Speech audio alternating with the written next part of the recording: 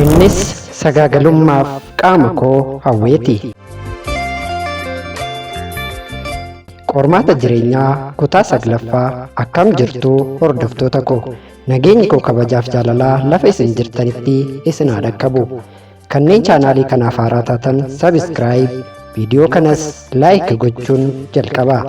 Akkasuma yaada qabdan immoo koomentii jalatti naaf barreessaa.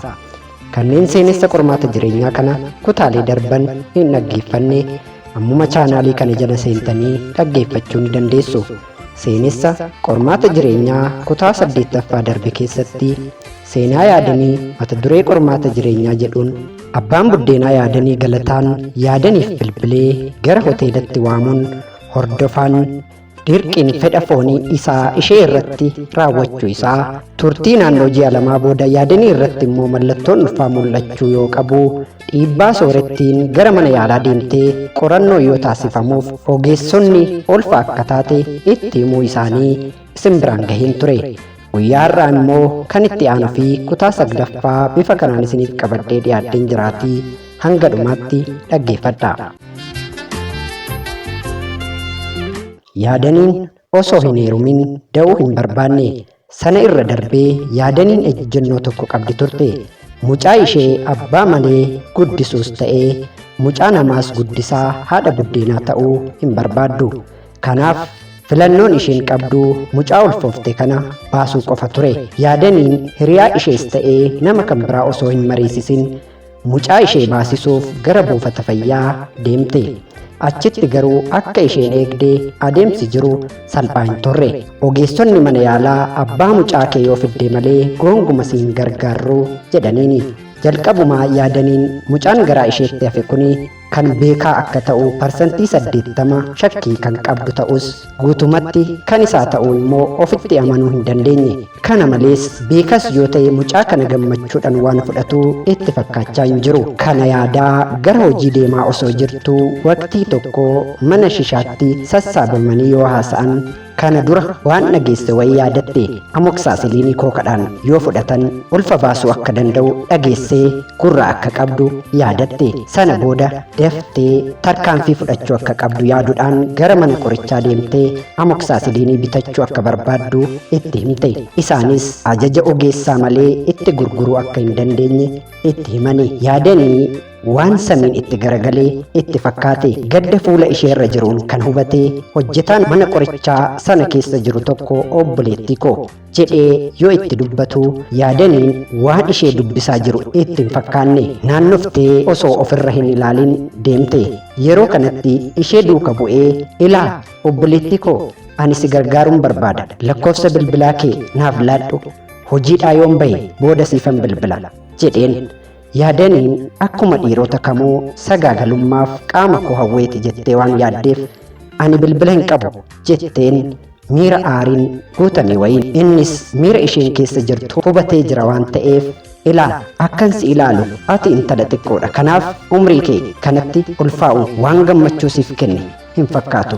Kanaaf jedhee osoo inni dubbatee hin xumurin ulfaa'u koo maaliin beekte jette.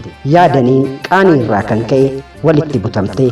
Nan beeka baay'ee isaa kanan dubbise fuula kee irraa yoo ta'u akka ogummaa kootti immoo qorichaati amma gaafatte kana ajaja doktoraa malee bitu yoo ta'e kana qofaafidha jedheen. Yaadaniin waan amanteef lakkoofsa bilbilaa ishee kennitee fi deemte. Ogeessi mana qorichaa suni bilbilee yaadaniif qoricha ulfa baasu dhuunfaan akka itti gurguruu itti hime. Garuu yaadaniin kan isheen itti waliigaluu hin dandeenye mi'aa gatii qoricha sanaa ture. Yeroo sitti qarshii 1,000 gaafate. Yaadaniin garuu yeroo sanaaf qarshii sana eessayyuu fiduu hin dandeessu ture.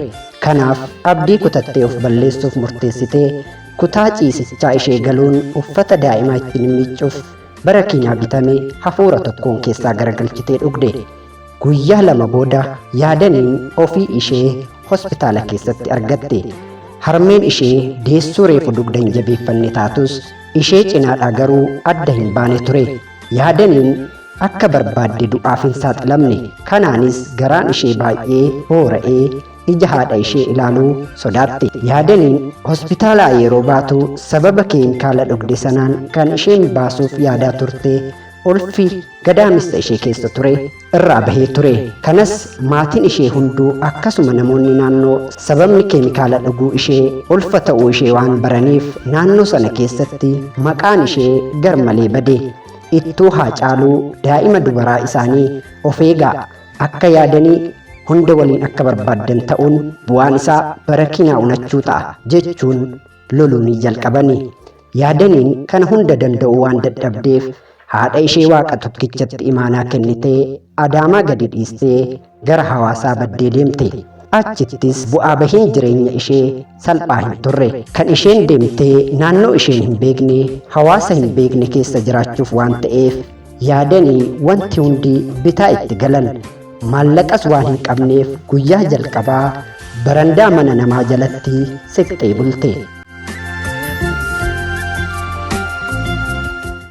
Kutaan itti aanu itti fufa. Egaan kabajamtoota hordoftoota koo seenaa yaadanii mata duree qormaata jireenyaa jedhuun kanan isin biraan gahaa jiru kutaa 9ffaa fi inni har'aa kanuma irratti xumuree jira. Kutaa 10ffaan kan itti fufu ta'a. Hangasitti kanneen chaanaalii kanaaf haaraa taatan sabskiraayib godhaa. Viidiyoon ani yeroo yeroon gadi dhiisu akka isin bira gahuuf immoo mallattoo bilbilaa kana on godhachuu hin dagatina. Guyyaa biraa viidiyoo kan biraa qabadhee hangan isiniif deebi'utti lafa jirtanitti nagaanaaf ta'a. Nagaatti.